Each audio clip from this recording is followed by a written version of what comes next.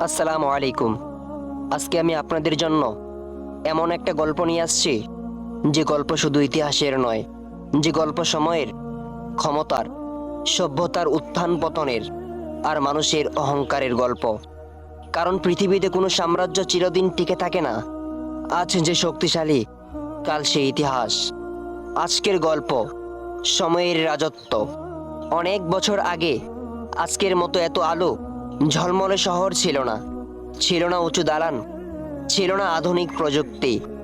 তখন ভারতবর্ষ ছিল নদী, জঙ্গল, পাহাড় আর সভ্যতায় ভরা এক বিশাল ভূখণ্ড। ভোর হলে নদীর উপর সাদা কুয়াশা ভেসে উঠত, দূরের মন্দিরের ঘণ্টা, আবার কোথাও আজানের ধ্বনি। পুরো উপমহাদেশ যেন এক রহস্যময় পরিবেশে জেগে উঠত। সেই সময়ে ছোট ছোট রাজারা নিজেদের ক্ষমতা নিয়ে যুদ্ধ করত। কোথাও শান্তি ছিল, আবার কোথাও মানুষ অত্যাচারের মধ্যে বাঁচত।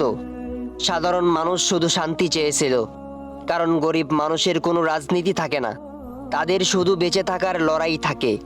সময় ধীরে ধীরে বদলাতে লাগলো। দূর দেশ থেকে মুসলিম ব্যবসায়ী, আলেম আর জ্ঞানীরা ভারতবর্ষে আসতে শুরু করলেন।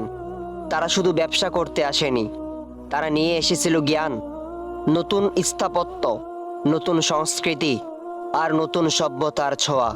উপকূলীয় শহরগুলোতে বড় বড় বাজার গড়ে উঠল, মসজিদ তৈরি হলো, মানুষ আরবি ও ফার্সি ভাষার সাথে পরিচিত হতে লাগলো।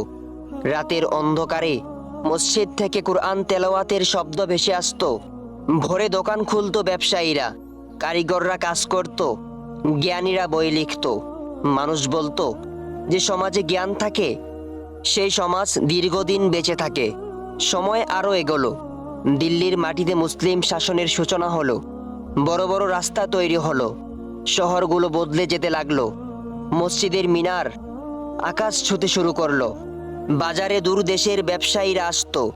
সন্ধ্যার পরে শহরের বাতাসে আতরের ঘ্রাণ ভেসে বেড়াতো, দূরের মসজিদ থেকে আজান শোনা যেত, লোকেরা দল বেঁধে নামাজ পড়তে যেত। ভারতবর্ষ ধীরে ধীরে পৃথিবীর অন্যতম সমৃদ্ধ অঞ্চলে পরিণত হচ্ছিল। কিন্তু ইতিহাসের একটা নিয়ম আছে, যখন মানুষ ক্ষমতাকে নিজের সম্পত্তি মনে করতে শুরু করে, তখনই পতনের শুরু হয়। ধীরে ধীরে রাজাদের মধ্যে অহংকার বাড়তে লাগলো, ক্ষমতার জন্য বিভক্তি শুরু হলো, ভাই ভাইয়ের বিরুদ্ধে দাঁড়িয়ে গেল, বন্ধু বন্ধুর বিরুদ্ধে অস্ত্র তুলল। আর যখন একটা জাতি নিজেদের মধ্যেই বিভক্ত হয়ে যায়, তখন বাইরের শক্তি সুযোগ পেয়ে যায়। ঠিক সেই সময়ের একটা ঘটনা। রাত তখন গভীর, দিল্লির আকাশে ঠান্ডা বাতাস বইছিল। দূরের একটা মসজিদ থেকে কুরআন তেলাওয়াতের মৃদু শব্দ ভেসে আসছিল। শহরের এক কোণায় ছোট্ট একটা ঘরে বসেছিলেন এক বৃদ্ধ মুসলিম মা। তার সামনে একটা পুরনো চিঠি। চিঠিটা ছিল তার ছেলের। ছেলেটা সীমান্তে গিয়েছিল যুদ্ধের জন্য। যাওয়ার সময় সে মায়ের হাত ধরে বলছিল, আম্মা, আমার জন্য দোয়া করবেন। বৃদ্ধ মা কাপা হাতে তার মাথায় হাত রেখে বলেছিলেন, আল্লাহ তোকে হেফাজত করুক বাবা। কিন্তু একজন মা তখনও বুঝতে পারেননি এটাই হয়তো তার ছেলের সাথে শেষ কথা। প্রতিদিন ফজরের নামাজের পরে তিনি দরজার সামনে বসে থাকতেন। যদি তার ছেলে ফিরে আসে, কারো পায়ের শব্দ শুনলেই মনে হতো হয়তো আমার ছেলে এসেছে। কিন্তু দিন যায়, মাস যায়, ছেলে আর ফিরে আসে না।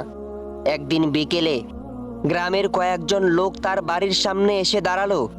তাদের মুখে অদ্ভুত নীরবতা। বৃদ্ধ মা সব বুঝে গিয়েছিলেন। তার হাত থেকে তসবিহ মাটিতে পড়ে গেল। তিনি কাপা গলায় শুধু বললেন, আমার ছেলে। কেউ উত্তর দিতে পারছিল না, কারণ কিছু খবর মুখে বলা খুব কঠিন। একজন লোক ধীরে ধীরে এগিয়ে এসে একটা কাপড় তার হাতে দিল। ওটা ছিল তার ছেলের রক্ত মাখা টুপি। সেই মুহূর্তে বৃদ্ধ মা কাপড়টা বুকে জড়িয়ে ধরে এমনভাবে কাঁদতে লাগলেন যে কান্না শুনে আশেপাশের মানুষেরও চোখে পানি চলে এসেছিল। তিনি বারবার বলছিলেন, বাবা, তুই তো বলেছিলি ফিরে আসবি। সেই রাতটা পুরো গ্রামের মানুষ ঘুমাতে পারেনি, কারণ একজন মায়ের কান্না আকাশকেও ভারী করে দেয়। বন্ধুরা, ইতিহাসের পাতায় শুধু যুদ্ধের নাম লেখা থাকে, কিন্তু সেই যুদ্ধের পিছনে কত মায়ের কান্না লুকিয়ে থাকে, কত সন্তানের অপেক্ষা লুকিয়ে থাকে, সেটা তো ইতিহাসের পাতায় লেখা থাকে না। সময় আবার বদলাতে লাগলো। মুঘল সাম্রাজ্যের সময় ভারতবর্ষ আরো সমৃদ্ধ হয়ে উঠল। বড় বড় দুর্গ তৈরি হলো, মসজিদ নির্মাণ হলো, শিল্প, স্থাপত্য আর জ্ঞান চর্চা ছড়িয়ে পড়ল। দূর দেশের মানুষ ভারতবর্ষকে সোনার দেশ বলতো। বাজারে সোনা, রেশম আর মশলার ব্যবসা চলতো।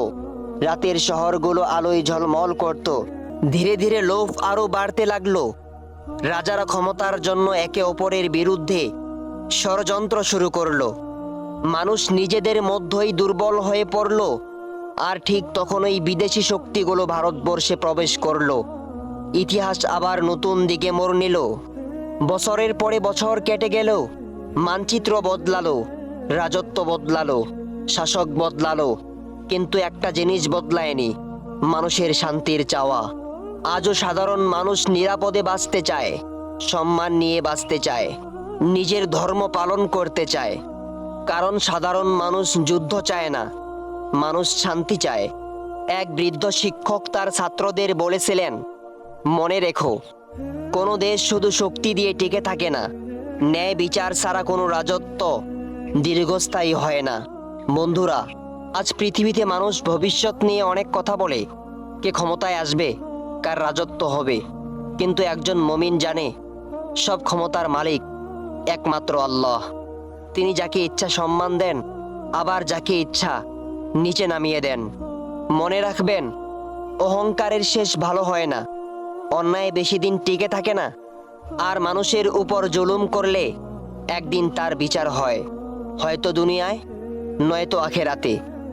আজ আমাদের সবচেয়ে বড় প্রয়োজন ঘৃণা না, প্রয়োজন জ্ঞান, প্রয়োজন মানবতা, প্রয়োজন একে অপরের প্রতি সম্মান। কারণ সত্যিকারের ধর্ম মানুষকে ভালো হতে শিখায়। রাজা বদলায়, সাম্রাজ্য বদলায়, মানচিত্র বদলায়, কিন্তু সময় সব কিছুর বিচার করে যায়। আর ইতিহাস সাক্ষী, তলোয়ার দিয়ে দেশ জয় করা যায়, কিন্তু মানুষের হৃদয় জয় করতে লাগে ন্যায় বিচার। যদি গল্পটা আপনাদের ভালো লাগে তাহলে শেয়ার করবেন, আর ইতিহাস থেকে শিক্ষা নিতে ভুলবেন না।